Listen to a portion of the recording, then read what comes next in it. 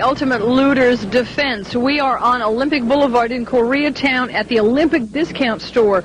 There are 28 men, armed men, everyone with guns, on duty 24 hours a day, they tell me, protecting this store. They have done such a job here, they won't let me in, they won't let anyone in. You can see this is surrounded by a gate, and if Laurel can take the camera and pan across, there are men in cars, there are men with every single person is armed here, and they walk back and forth across the roof, down around behind. There is no question for anybody going by this store that this store is protected.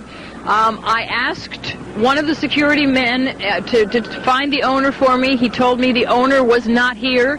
He would not tell me the owner's name. In fact, he would say only that the men here are friends and employees of the man who owns the store, and that they are going to stay here until the siege is over.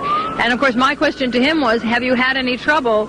And he just looked at me and smiled and said, no, we haven't had any trouble at all. Patty, have you asked them whether their firearms are registered? Looks like they have a mix-and-match set of weaponry in the background. Well, for somebody with my little bit of weaponry expertise, I don't really know enough about that. And there's a real language I had a real language problem here, and I think it was on purpose, because every now and then I would get answers to my questions, and then every now and then they would say to me, no, I'm sorry, I don't understand you. So I don't know whether all of these guns are legal, but I have a feeling it doesn't matter to the people who are holding them. They are legal. Those are rifles and shotguns, and do not require registration, but they do require you know how to use them.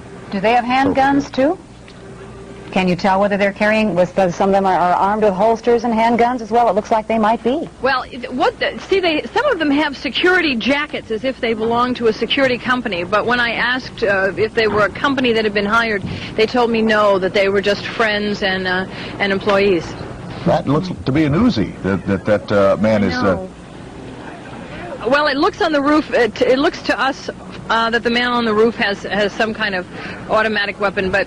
Judge McIlvaine's sitting next to me here, and he's far more familiar with weaponry than I am. He says it looks to be a 9mm Uzi. This has to be a disturbing sight to LAPD and to the National Guard officers out there as well. The troops have to be very concerned about this scene.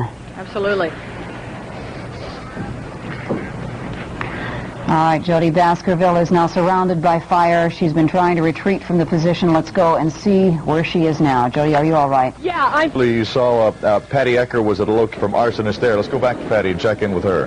Well, Michael, as you can see, they're getting ready for the curfew also. They have now arranged their cars, doors open, lights on, so that will be their night protection. There are still, by my count, 28 men here, all of them armed, walking back and forth. They just had a very short meeting and are now going back to assume their positions. Laurel, you might want to just pan down. As you can see here, I am on Olympic Boulevard in Koreatown. There aren't very many people on the sidewalks. Maybe that's a good sign for the curfew. Mike?